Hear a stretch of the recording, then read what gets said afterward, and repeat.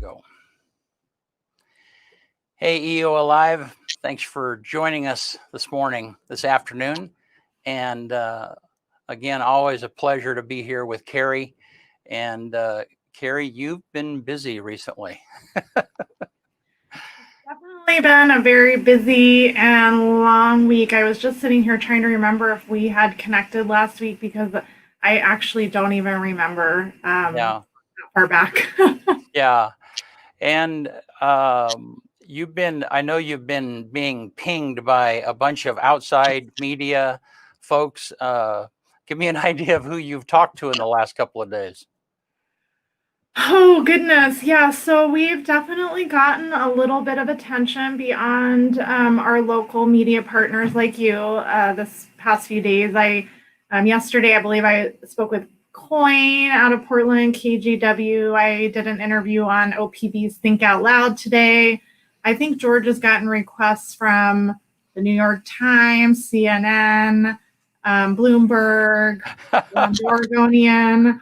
And so, as you can imagine, we want to share information about what's going on related to our response efforts. And so I've been doing my best to fulfill those requests. It's definitely been a lot. Yeah. Well, yeah, we're number one. Yeah, but not in a good way, right? Yeah. Yeah. Well, and who would have imagined that? I mean, a week ago, I think there was a little bit of an uptick that was happening.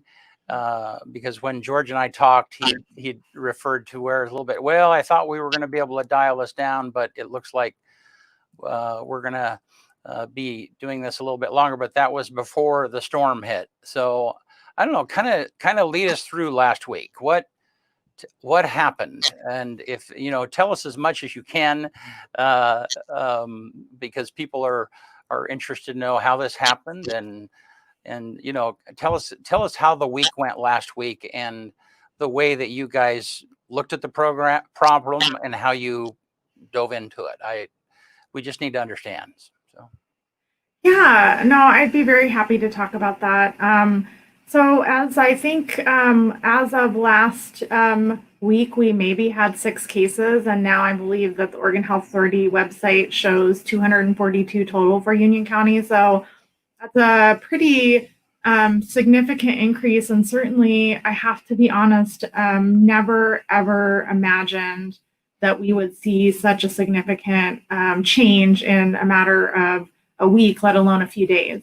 So what happened is that, we have all along shared with you and the community how our public health team does our work. So when we get a positive test result back, somebody is diagnosed as having the virus, we do what's called a contact investigation.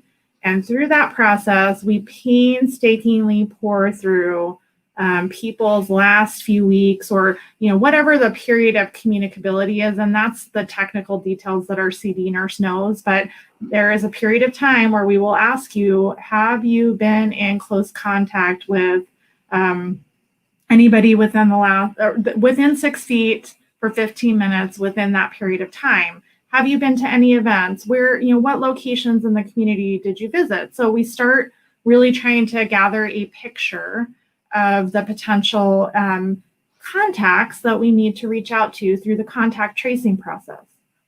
In the case of this situation, we ended up doing contact investigations on a couple of the results that came back, and we noticed some connections to some locations where they had frequented. And so we decided that we wanted to take a closer look at that. And I have to say, I was speaking with our communicable disease nurse about this, and she said she really had that something in her gut was telling her that there might be more to explore here. And so normally 2 cases, we might not really think too much of it, but she really started working with the epidemiologists at the Oregon Health Authority, and they decided that there probably was something that we needed to pay attention to, and took very swift action to try and get a handle on the number of cases that might be in our community, and to try and figure out folks that might be connected again to those individuals to see if we could get a sense of the scope of what was going on. So within a matter of days, we had set up mass testing, and through that process tested 365 people and are now seeing the results of that. Wow. And so, so some of these individuals that you tested early on had had contact with the Lighthouse Pentecostal Church. And and when did this develop? Was this last Thursday, last Friday? It seems like I read somewhere that that's when you guys started doing the testing, was Thursday and Friday. What kind of led, talk to us about the decision to move the testing center to the church and why that was important. Well, as you said, we identified that there might be links, and that could be one possible link. Now, you have to also understand there could be other factors that play into us.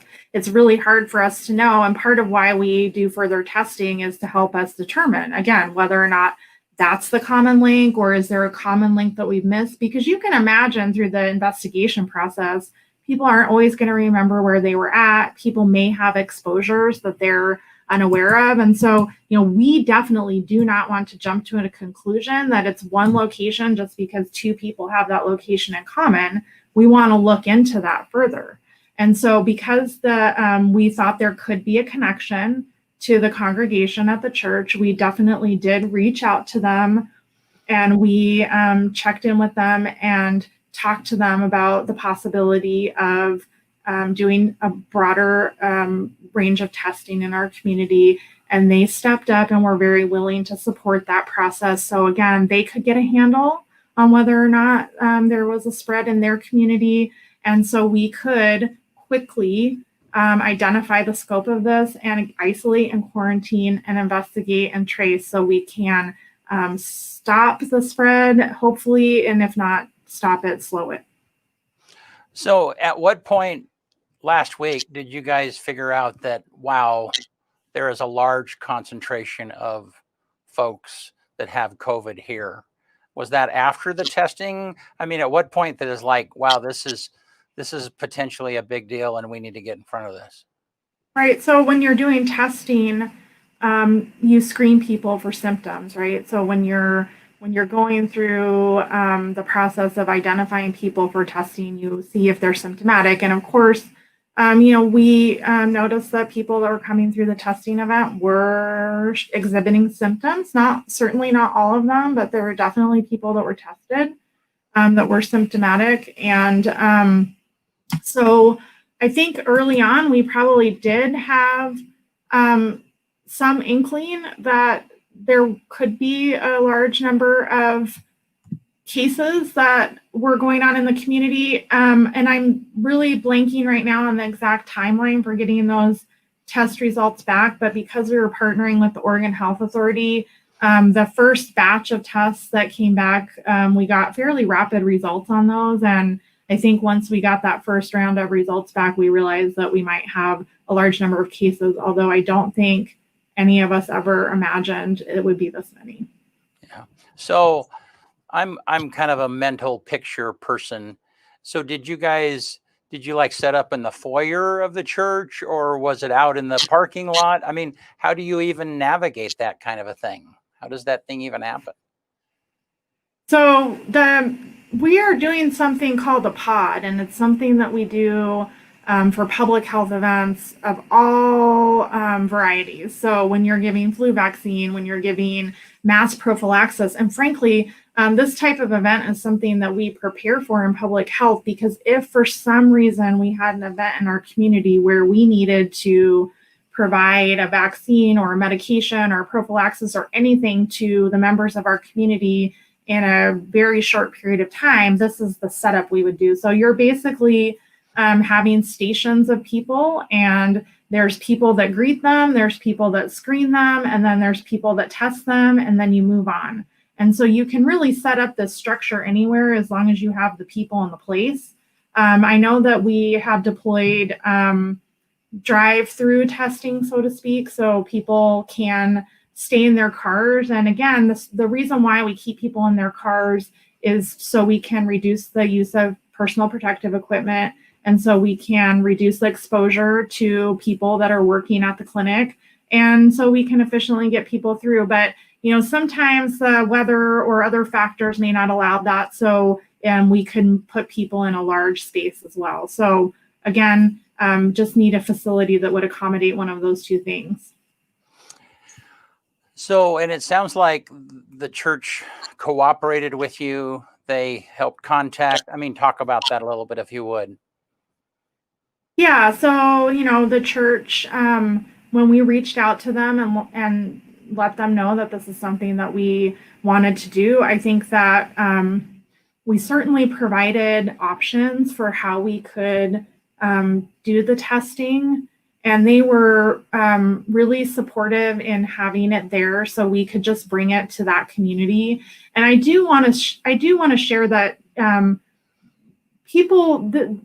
it wasn't only members of the congregation that were tested, but the idea was that people who may have been in contact or maybe in parts of the community that were interacting with the people that could have been exposed. So it wasn't just members of the congregation, but the congregation really facilitated using that space to make it possible for their members to get the test and really make it as easy as possible for them to understand whether or not they have COVID and to protect each other. Well, and kudos to you guys for being able to identify that, move to that. That's just really, most folks, I would have no idea that is a tactic that you guys would employ and do. How many people does it take? How much of your staff, like in numbers, does it take to facilitate a 2-day testing event like that? What kind of manpower does that require? Yeah, so we were really fortunate in this situation that the Oregon Health Authority offered to support us by deploying a testing company, so to speak, that helped us, but it still definitely did not meet all of the needs. So we certainly had people there. So when you have one person that needs to do the swabbing, so to speak, actually collect the test, but you still need one person to support them. You still need people to, greet. You need people to fill out paperwork. So I think that we were asked to have 5 intake people there. And then we also had our communicable disease nurses there. And there were some epidemiologists from Oregon Health Authority there to help us with the communications between the state. But it's definitely no small task, but if you get it set up efficiently, it doesn't take too many resources. And again, I think that the being able to observe that group of folks that came out from Multnomah County and see them do that process. We practice this a lot. We've done a lot of pods, and I think it kind of reaffirmed that we do know how to do them ourselves, and we're actually really looking forward to replicating those pods in the future. We know that people in our community do want to get tested, that there probably are some people that either couldn't attend that event or may now be concerned that they had an exposure. And so here in Union County, we've been working with our county incident management team, which is out of the county emergency manager's office, to set up additional testing pods. And we are online to have them start tomorrow. So we are going to have support from that same Oregon Health Authority contracted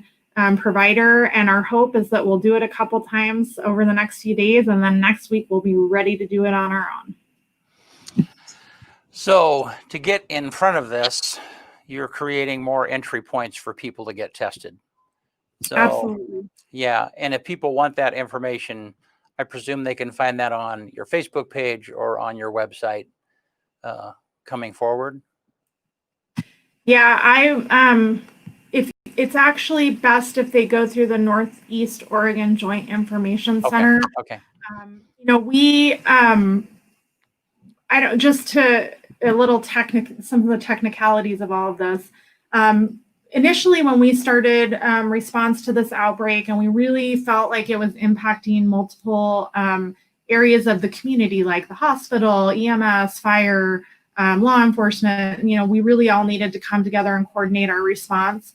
The county set up a unified command incident management team. And so I was the leader of the public health group, but the county emergency manager was the incident commander for the whole county. And that was just really a way for us to collaborate and coordinate. Well, a few weeks ago when we kind of felt like the activity had, plateaued, we weren't seeing new cases, we weren't expecting to see new cases, we stood that down.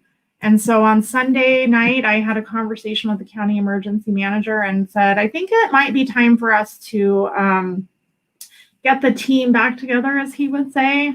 And so we reactivated the Union County Incident Management Team, and I transferred Incident Command back to the county emergency manager on Monday morning.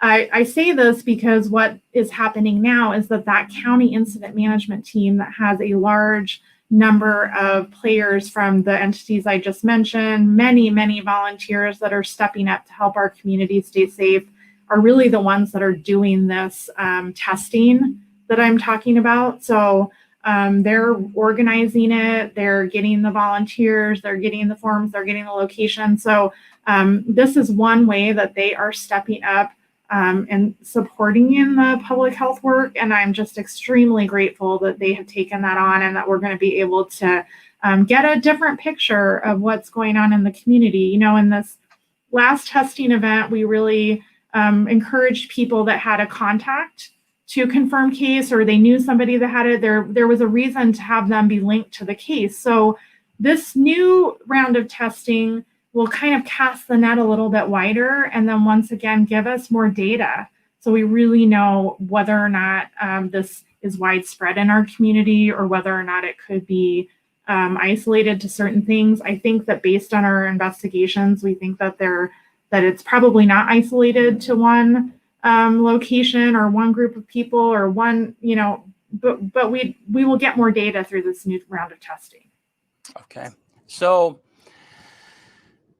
do you think, for the people that were infected at the church, are there more of those test results out there yet to come in? Or do you think we kind of do we have a handle on that so far? I don't know that I can answer that question specifically, because I can't know whether or not the people that would be connected to the church have gone through the testing. It's impossible for me to know at this point in time whether or not through the contact investigation and tracing we'll learn more. So again, right. I think this is just going to be, unfortunately, our process does take time. It doesn't happen overnight. And so we'll keep pouring through that and see where things land. Right. So you had some help with the initial testing. Give us a little bit of an idea of, just for one patient.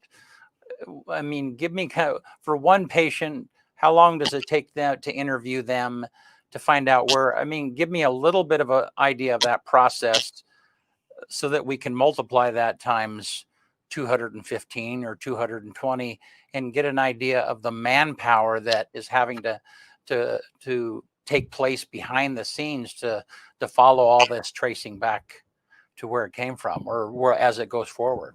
Give me an idea of that, if you would. Yeah.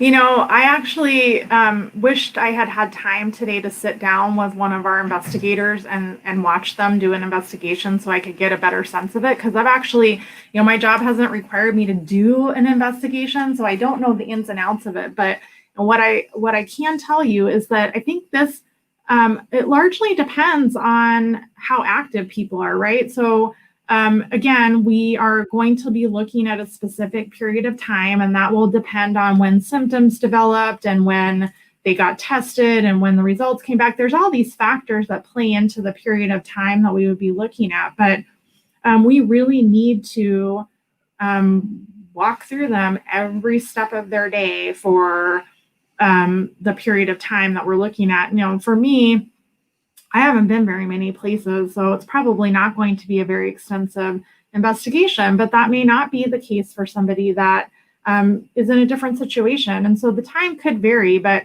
again, we really have to walk through all of those details, identify any people in those locations.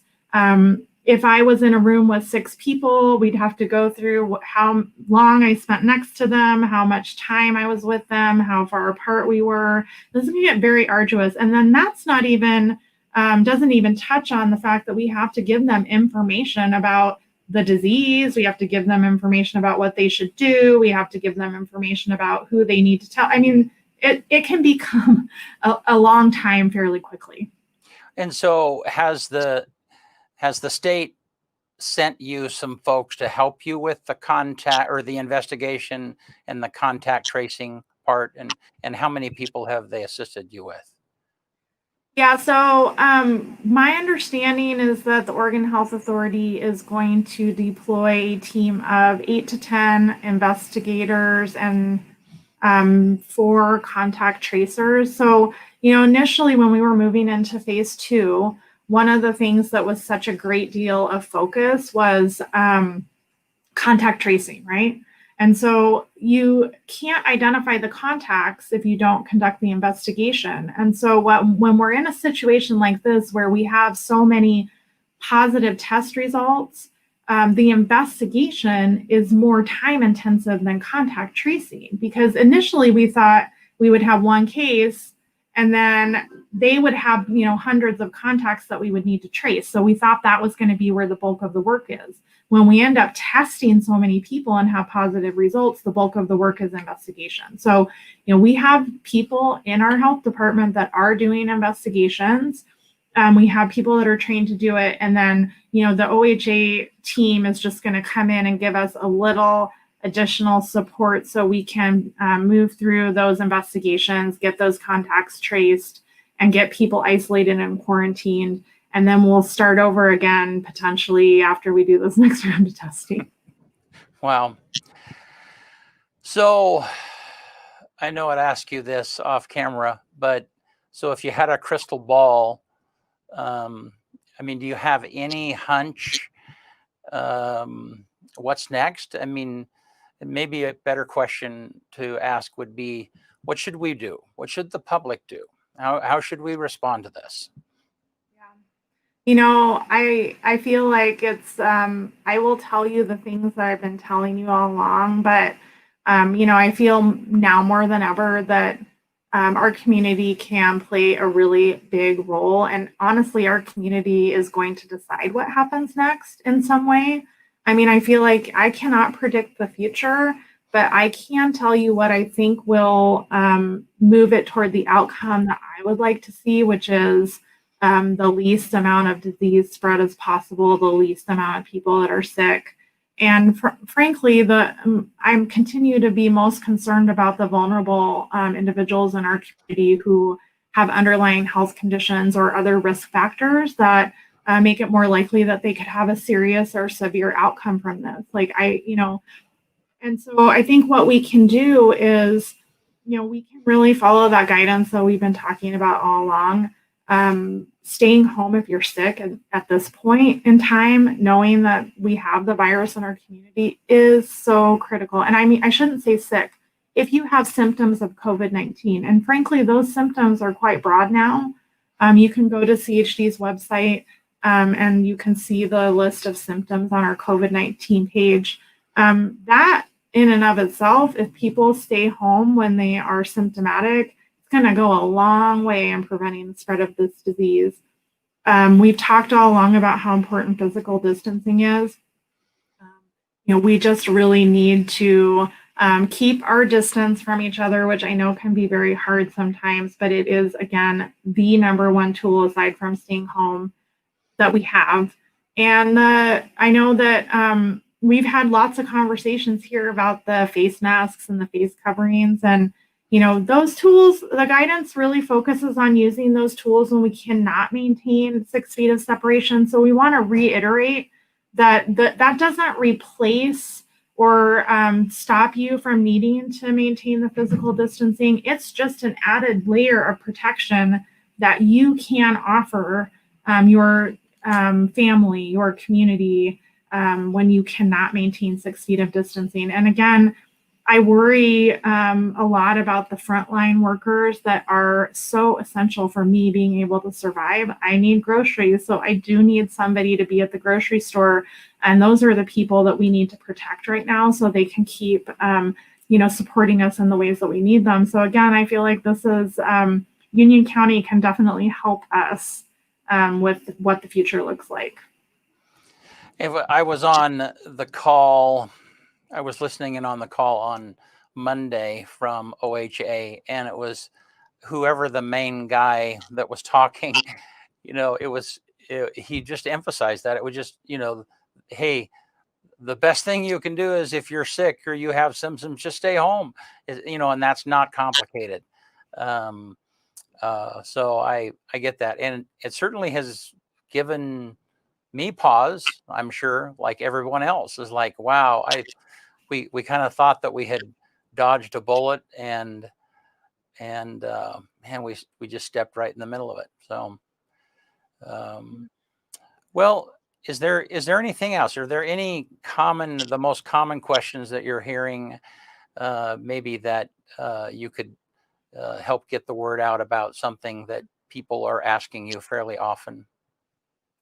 Well, I think we're all obviously getting a lot of questions from people that are concerned about whether or not they've been exposed, or, I know somebody who tested positive. What should I do? I know somebody who knows somebody who tested positive, and I was in the same room with them. And I think, we really just need to emphasize that if you're symptomatic with COVID-19, stay home. If you need to see your healthcare provider, obviously we want you to contact them. If it's an emergency, go to your doctor. But we want to encourage people to stay home when they're symptomatic.